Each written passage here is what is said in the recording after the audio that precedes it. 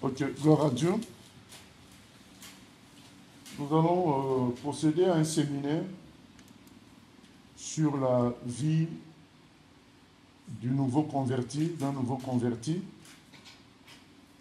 Et ce n'est pas parce qu'on dit la vie d'un nouveau converti que ça n'intéresse pas les autres. Au contraire, plein d'erreurs sont commises par les chrétiens parce que la progression après la conversion n'a pas été faite de la bonne façon. Et c'est pourquoi il n'est jamais trop tard pour redresser les choses, même si on est un vieux converti. Ce séminaire est aussi valable pour nous, afin que nous corrigions ce qui devait être corrigé pour servir le Seigneur comme il faut. Alors, nous lisons d'abord Jean chapitre 3, puisque nous allons parler du départ. Aujourd'hui, nous parlons du départ. Le titre d'aujourd'hui, c'est le défi ou le choc du changement. Voilà, c'est le départ, le défi ou le choc du changement. Nous lisons, ce texte va nous enseigner sur l'origine de la conversion. Mais il y eut un homme d'entre les pharisiens nommé Nicodème, un chef des Juifs, qui vint, lui, auprès de Jésus de nuit et lui dit, « Maître, nous savons que tu es un docteur venu de Dieu, car personne ne peut faire les miracles que tu fais si Dieu n'est avec lui. » Jésus lui répondit, « en vérité, je te le dis, si un homme ne naît de nouveau, il ne peut voir le royaume de Dieu. » Nicodème lui dit, « Comment un homme peut-il naître quand il est vieux? Peut-il rentrer dans le sein de sa mère et naître? » Jésus répondit, « en vérité, je te le dis, si un homme ne naît d'eau et d'esprit, il ne peut entrer dans le royaume de Dieu. Ce qui est né de la chair est chair, et ce qui est né de l'esprit est esprit. Ne t'étonne pas que je t'ai dit, il faut que vous naissiez de nouveau. Le vent souffle où il veut, et tu en entends le bruit, mais tu ne sais d'où il vient, ni où il va. Il en est ainsi de tout homme qui est né de l'esprit. » Nicodème lui dit, « Comment cela peut-il se faire? » Jésus lui répondit, « Tu es le docteur d'Israël et tu ne sais pas ces choses. » Voilà. Alors, Jésus voit Nicodème s'approcher pour tirer des renseignements sur la question de la vie éternelle, comment aller au ciel. Jésus a compris ça dans le cœur de Nicodème. Il lui répond tout de suite, il dit, « Nicodème, ce n'est pas en prenant des cours, en faisant la théologie, qu'on entre au ciel. » Il lui dit, c'est la nouvelle naissance. C'est être une personne nouvelle par la puissance du Saint-Esprit et de l'eau de la parole. C'est ça qui permet qu'on entre au ciel. Il faut que tu naisses de nouveau. C'est catégorique. Donc nous sommes en train de parler du nouveau converti, mais la conversion, c'est naître de nouveau. Ce n'est pas apprendre beaucoup et s'exercer spirituellement à faire le bien. Ce qui est le cas de beaucoup de personnes, dont Nicodème à l'époque. Il faut savoir que Nicodème, c'était l'un des plus grands chefs religieux de son époque. Donc pour les autres juifs, il faisait partie des meilleurs. Si Dieu devait choisir quelques personnes, il choisirait Nicodème. Mais Jésus dit à Nicodème, ce n'est pas suffisant. Tu n'es pas converti. Tu ne peux pas aller au ciel. Il faut déjà poser le départ des choses. Le départ des choses, c'est la nouvelle naissance. Sans la nouvelle naissance, tout ce qu'on fait est illusoire et tombera un jour ou l'autre. C'est comme un château de cartes ou bien un château de sable. Tout le temps, ça s'écroulera. Mais quand il y a la nouvelle naissance, quand il y a la conversion véritable, là, c'est autre chose. Et Jésus dit à Nicodème, puis il lui dit, mais comment on peut naître de nouveau? C'est compliqué tout ça. Jésus lui dit, c'est un miracle de Dieu. La personne qui vit ça ne sait pas d'où ça vient. Clairement, il dit, le vent souffle. Tu ne sais pas d'où vient ce vent, ni où il va. C'est ce que vit, mais tu en entends le bruit. Donc la personne qui reçoit la nouvelle naissance en expérimente tout simplement la réalité sans comprendre exactement quand ça a commencé et où ça va mener. En fait, c'est ça notre thème. La vie du nouveau converti, c'est ça. Il y a un départ que nous ne saisissons pas exactement, même si on peut connaître certains points clés de notre changement, mais le vrai travail de fond de Dieu est un miracle qui nous dépasse nous-mêmes. C'est par la grâce de Dieu que nous sommes sauvés. Et quand il y a une victoire du Saint-Esprit sur nous, c'est là la conversion, c'est là la nouvelle naissance. Il y a en nous notre moi qui capitule, et puis Dieu commence maintenant le travail. C'est ça la nouvelle naissance. Jésus dit à Nicodème, c'est la nouvelle naissance qui compte. Devenir une nouvelle personne, c'est ça qui compte. C'est ce départ-là qu'il faut d'abord fixer quand nous parlons de la vie d'un nouveau converti. Commençons par cela. Tout le reste, c'est en quelque sorte de la religion où des gens avec de bonnes intentions remplissent les salles dans le but de satisfaire Dieu par beaucoup de bonnes pratiques. Non, ce n'est pas ça qui sauve. Ce qui sauve, c'est que le don de Dieu entre en nous. La vie de Dieu entre en nous. C'est ce que Jésus appelle naître d'eau et d'esprit. La vie de Dieu qui entre en nous et nous devenons enfants de Dieu, créatures de Dieu, où tu as l'impression que tu n'es plus tout seul. Voilà, tu n'es plus tout seul.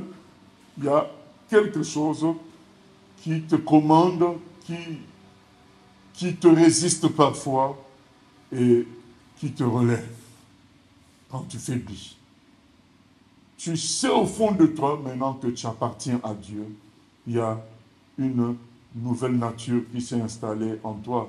D'ailleurs, c'est ce qui est écrit dans 2 Corinthiens 5, 17, celui qui est en Christ est une nouvelle création. Les choses anciennes sont passées, toutes choses sont devenues nouvelles. C'est le début de tout, parce que sinon, on parlerait pour parler. Le début de tout, c'est la nouvelle naissance. Quelqu'un redirait encore, mais comment? Juste en capitulant, en disant, Seigneur, je ne veux plus continuer par moi-même.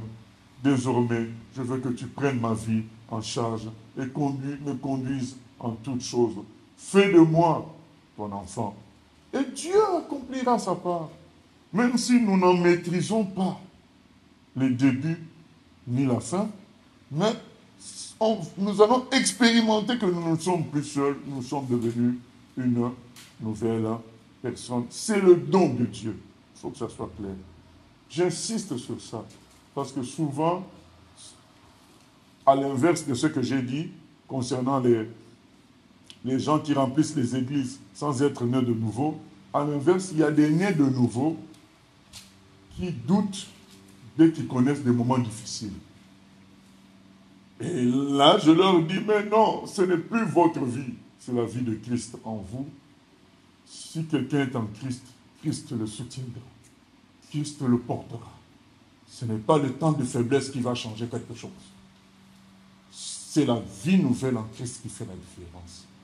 Et ça, c'est un miracle de Dieu que nous devons souhaiter, pour lequel nous devons prier. Nous devons présenter l'évangile aux gens de sorte qu'ils naissent de nouveau. Parce que, en fonction de la manière dont on présente l'évangile, il y a des gens qui vont devenir religieux, il y a des gens qui vont commencer à faire des efforts, mais il y a aussi des gens qui vont naître de nouveau. Si nous présentons l'évangile comme une sorte de morale, de perfection à atteindre, les gens vont faire des efforts, les gens vont avoir peur parfois de l'enfer, mais ils ne vont pas naître de nouveau. Mais si nous présentons l'évangile comme étant le cadeau de Dieu qui envoie son Fils Jésus, sachant que nous ne pouvions pas nous sauver par nous-mêmes. Il envoie son Fils Jésus pour qu'il prenne notre place. De sorte que nous puissions dire comme Paul, ce n'est plus moi qui vis, c'est Christ qui vit en moi. Si nous présentons l'évangile tel qu'il est vraiment, tel que Jésus présente à Nicodème, Dieu a tant aimé le monde qu'il a donné son Fils unique. Quand quelqu'un comprend ça, il se donne, la nouvelle naissance devient une réalité. Il comprend que c'est maintenant Jésus qui va vivre en lui. Il faut que ça soit clair. On ne peut pas seulement dire à quelqu'un il faut refuser ceci. Oui, il faut rejeter le péché, mais il faut comprendre aussi que c'est un don de Dieu. C'est la grâce de Dieu.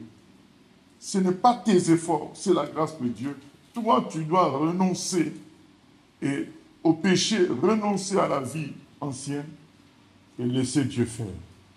C'est important de présenter correctement l'évangile qui est résumé par le baptême. Le baptême, c'est qu'on nous plonge dans l'eau, ça symbolise la mort, et on nous sort de l'eau, ça symbolise la nouvelle vie avec Jésus. Si les choses ne sont pas présentées clairement comme ça, les gens ne vont pas naître de nouveau. Ils peuvent remplir le sac. Vous savez, nous, on a un certain âge. On a eu des amis chrétiens, on a connu des églises, des grandes églises, on a connu beaucoup de choses. Et après 30 ans, après 20 ans, vous vous rendez compte qu'il y a peu qui sont demeurés en Jésus dans la vérité. Il y a peu en réalité qui, dès le départ, étaient nés de nouveau. Voilà. Le départ, c'est cela, c'est la nouvelle naissance.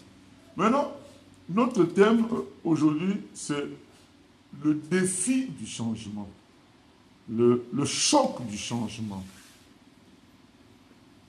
Qu'est-ce qui se passe quand quelqu'un est né de nouveau? Il reçoit la nature de Christ. Il reçoit l'Esprit de Dieu. Ça se fait par miracle. Ça se fait par miracle. Cependant, il a toujours sa mémoire. Il sait toujours quelle était sa vie avant. Il sait toujours comment les gens vivent aujourd'hui. Du coup, à cause du choc de ce changement, il peut hésiter et douter et traîner les pieds. C'est ce qui se passe pour beaucoup de personnes et dans beaucoup de milieux chrétiens aujourd'hui. Les gens n'acceptent pas le choc du changement. Que quand on reçoit Christ, on devient une nouvelle personne.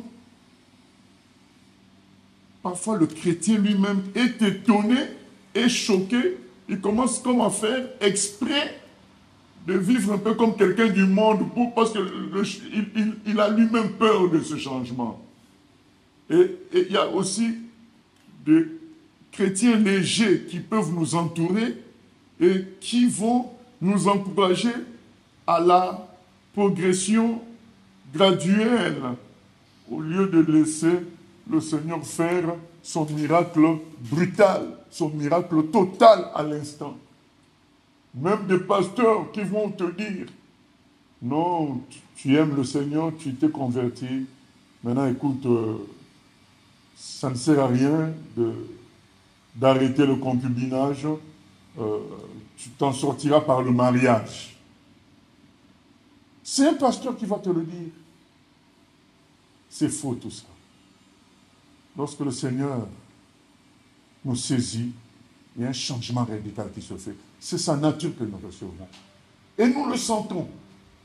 Mais il y a ce choc-là de changement qui déstabilise et qui empêche un bon départ.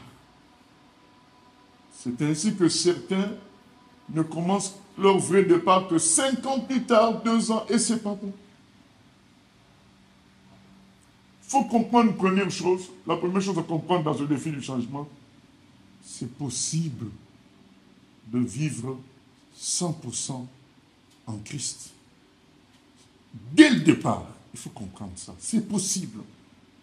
En fait, nous sommes tellement habitués à des processus graduels, progressifs, qu'on a du mal à comprendre que Dieu, lui, peut faire un miracle instantané de changement. Ça, c'est le plus important. Comprendre déjà que cela est possible. Que tu passes de A à Z en Christ. C'est possible. Deuxièmement, il faut comprendre que c'est Dieu qui travaille en nous. C'est Dieu qui nous soutiendra. Ces deux choses-là de départ sont capitales et les vieux chrétiens doivent réaliser cela pour bien encadrer les nouveaux convertis. Car lorsque les vieux chrétiens eux-mêmes n'ont pas la vraie foi, n'ont pas la vraie pensée en Christ, c'est eux qui vont faire plonger les nouveaux convertis en disant « vas-y doucement, vas-y progressivement, vas-y ». Et on va soigner les prédications de sorte à ne pas juger, de sorte à ne pas déstabiliser. Mais bien aimé, c'est Dieu qui a fait le miracle de la nouvelle conversion, ce n'est pas nous. Laissons l'œuvre de Dieu se faire dans une personne.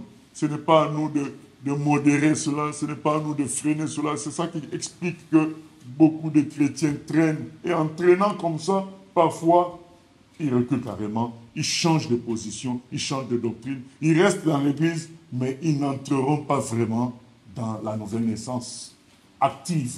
Ils n'y entrent pas. Au début, c'était la nouvelle naissance, mais à cause des mauvais conseils, à cause des mauvais exemples tout autour, à cause d'un manque de discours de radicalité, les gens finissent par tout relativiser, tout modérer, et du coup, on a du mal à avoir des vrais chrétiens à notre époque. Nous devons revenir au fait que le changement instantané est possible. Parce que c'est Dieu qui le fait. Jésus dit à Nicodème, c'est un miracle de Dieu. Naître d'eau et d'esprit. C'est le miracle de Dieu. Nous lisons Luc 19.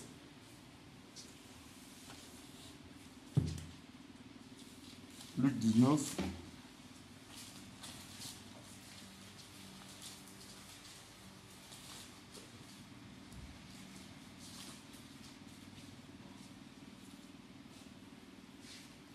Dans Luc 19, nous voyons l'histoire de Zachée. Jésus étant entré dans Jéricho, traversait la ville, et voici un homme riche, appelé Zachée, chef des publicains, cherchait à voir qui était Jésus. Mais il ne pouvait y parvenir à cause de la foule, car il était de petite taille. Il courut en avant et monta sur un sycomore pour le voir, parce qu'il devait passer par là. Lorsque Jésus fut arrivé à cet endroit, il leva les yeux et lui dit, « Zachée, hâte-toi de descendre, car il faut que je demeure aujourd'hui dans ta maison. » Zachée se hâta de descendre et le reçut avec joie. Voyant cela, tous murmuraient et disaient, « Il est allé loger chez un homme pécheur. » Mais Zachée, se tenant devant le Seigneur, lui dit, « Voici, Seigneur, je donne aux pauvres la moitié de mes biens, et si j'ai fait tort de quelque chose à quelqu'un, je lui rends le quadruple. » Jésus lui dit, « Le salut est entré aujourd'hui dans cette maison, parce que celui-ci est aussi un fils d'Abraham, car le Fils de l'homme est venu chercher et sauver ceux qui étaient perdus. » Voilà, la conversion de Zachée est un grand exemple de la nouvelle naissance, de la véritable conversion. Zachée était connu comme étant un vrai pécheur, un collecteur d'impôts qui travaillait pour les envahisseurs, les Romains. C'était déjà une corruption en soi. Il était comme un traître pour son pays. Ensuite, il surtaxait les gens. Non seulement il donnait aux Romains le fruit de l'esclavage, de la colonisation, mais lui-même prenait encore. Il surtaxait son propre peuple. Et il était détesté. Mais, comme nous l'avions dit précédemment, la nouvelle naissance, c'est le miracle de Dieu. Dieu aimait Zachée comme il aime tous les hommes, comme il peut sauver tout homme. Et Zachée, sans que les gens sachent, n'était pas bien dans son état d'homme pécheur et détesté. Et il a entendu parler de Jésus et il voulait voir Jésus. Il avait soif. Vous savez, il y a un verset qui dit « Venez à moi, vous tous qui êtes fatigués et chargés. » Tant que quelqu'un n'est pas fatigué et chargé, il ne peut pas se convertir. Quelqu'un qui se convertit intellectuellement parce qu'il reconnaît juste que ce que le prédicateur dit, c'est correct, ne peut pas accéder à la nouvelle naissance. Il faut vraiment réaliser un certain poids de l'ancienne vie sur soi dont nous voulons nous débarrasser. Et c'était le cas de Zachée certainement. Il voulait voir ce que ça peut être une autre vie. Et il a entendu parler de Jésus. Il a tout fait pour se renseigner. Il a tout fait pour savoir quand même. Bien-aimés, ne forçons pas les conversions des gens. C'est le Saint-Esprit qui va commencer à perturber les gens. Certains vont vouloir savoir qu'est-ce qu'il y a d'autre. Et ce sont ce certains-là qui arrivent à la conversion. Mais il y a d'autres qui ne vont pas chercher, qui vont fermer leurs portes catégoriquement. Et là, ça regarde Dieu. Dieu sait comment plus tard il les aura, mais ne précipitons pas les conversions des gens alors que nous voyons bien qu'ils ne sont pas encore convaincus que l'autre vie n'est pas une mauvaise vie. Il faut qu'ils ressentent le poids négatif de l'ancienne vie. Il faut qu'ils soient dans une certaine soif d'autre chose. Et c'était le cas de Zachée. Et quand il voit le Seigneur lui dit, je veux aller chez toi. Zachée est dépassé. Parce que Zachée, il connaît la mentalité des hommes déjà. C'est un homme adulte, mature. Il connaît la mentalité des hommes. Il connaît sa propre vie. Il sait qu'il volait les gens. Il savait qu'il était détesté. Il savait qu'il était un homme attaché à l'argent. Il le savait. Mais Zachée a eu le choc de sa vie. Comment lui, un homme si mauvais, Jésus peut s'intéresser à lui jusqu'à connaître son nom. Il faut comprendre ce que je dis pour Zachée, c'est valable pour chaque humain sur terre. Jésus connaît chaque humain et s'intéresse à chaque humain.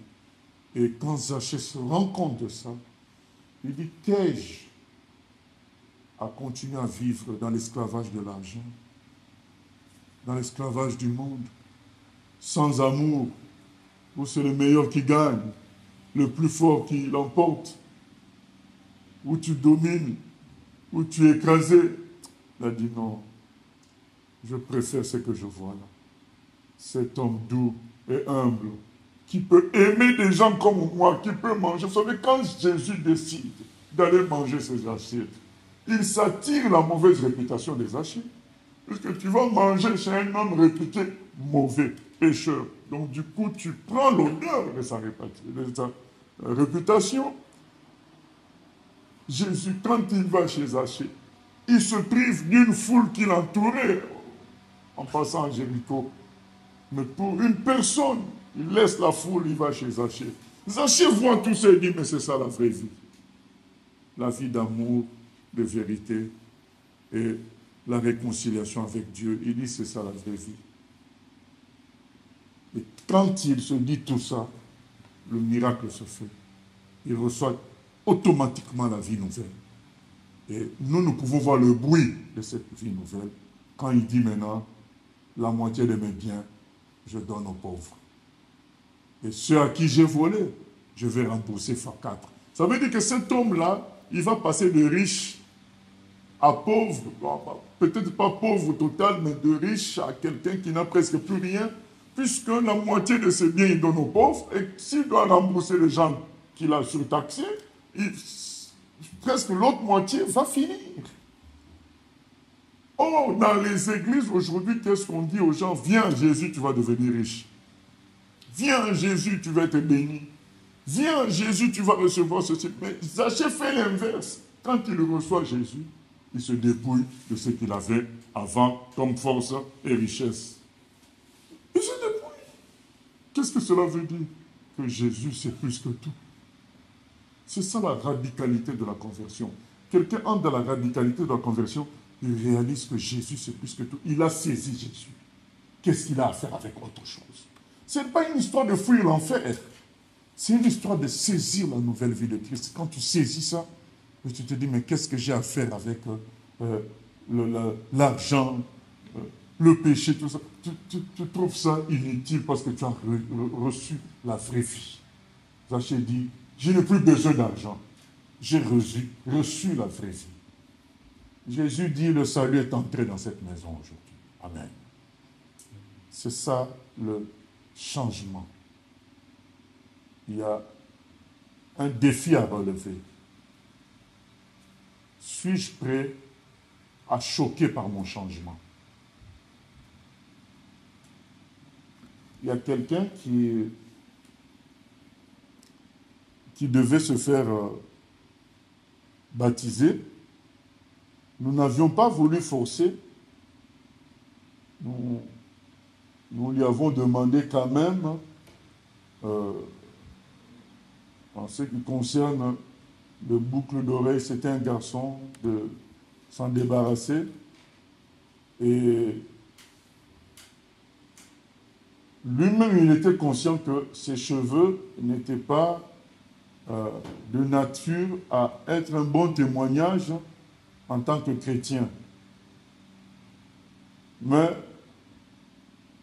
dans une logique de sagesse, avions-nous raison ou pas, toujours est-il que nous nous sommes dit, le Saint-Esprit va le convaincre à un moment donné de changer. Et lui-même, qu'est-ce qu'il m'avait dit? Il avait dit, je ne veux pas trop choquer par mon changement, mon entourage. Donc je garde encore mes cheveux tels qu'ils sont pour ne pas trop choquer. Et au moment où je vous parle, 1 an après son baptême, il est retourné dans le monde, il est même dans le concubinage. C'est pour dire que, à cause du refus de choquer par son changement, à cause de la peur du défi du changement, la vie nouvelle de beaucoup de chrétiens ne fonctionne pas à plein régime. Elle est retardée. Elle n'est pas glorieuse. Les gens ont peur de choquer. Or, c'est un don. Ce nouveau changement, c'est un don de Dieu. Comme on a vu chez Zachée, qui dans nos milieux était plus mauvais que Zachée? Zachée était dans l'argent, dedans, en complicité avec les colons, dedans, corrompu. Mais son changement était radical. Il l'a assumé. Il a dit, Seigneur, c'est pas quelqu'un qui lui a dit, hein. Il a dit, Seigneur, à partir d'aujourd'hui, je donne la moitié de mes biens aux pauvres. Et ceux à qui j'ai volé, je restitue. Donc, coupure totale avec l'ancienne vie.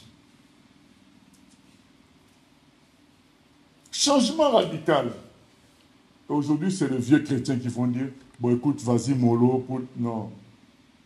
Ou bien soi-même, on est dans la peur, et on se dit, bon, mes amis vont le prendre comment? Et il faut que nous choisissions. Ou c'est Dieu, ou c'est les amis, ou c'est l'entourage, ou c'est la femme. C'est très important. Ce départ-là est très important. Vaincre le défi du changement. Accepter le choc du changement. C'est ça qui va faire la différence dans la vie du nouveau converti. C'est ça la première étape. Que Dieu nous aide au nom de Jésus-Christ. Parce que ce que nous disons là est valable même pour les vieux convertis. Il faut accepter le choc de la différence d'une vraie vie chrétienne à une vie soit païenne ou à une vie de chrétien religieux. Il y a une grosse différence. Et parfois, nous voulons comme être acceptés dans tous les milieux et nous refusons que la vie de la conversion, qui est un miracle divin, s'exprime totalement parce que nous trouvons que ça va être un choc. Ou même nous-mêmes, nous disons, mais c'est pas possible, c'est pas moi qui est vainqueur de tel, qui suis vainqueur de telle chose, c'est pas moi quand même qui va mener tel. Oui, c'est toi, tu l'as reçu, c'est un don. Laisse cette vie qui est un don vivre en toi. Au nom de Jésus. Seigneur, nous venons prier que tu nous aides à accepter le choc du changement comme Zachée l'a accepté comme bien d'autres l'ont accepté, notamment Saul de Tarse. Quand il s'est converti, il a commencé à prêcher le contraire de ce qu'il prêchait autrefois. Il a assumé le choc du changement, Seigneur. Merci de te manifester en nous tous, que nous acceptions le choc du changement, que nous soyons vainqueurs du défi du changement. Même par rapport à nous-mêmes, par rapport à nos raisonnements qui nous disent tu ne t'en sortiras pas comme ça, tu finiras par tomber, que nous ne puissions pas écouter cela. Que nous disions, ce n'est plus moi qui vis, c'est Christ qui vit en moi. Merci encore pour tout. Merci pour l'œuvre que tu as accomplie dans Zachée, Papa, au nom de Jésus. Amen.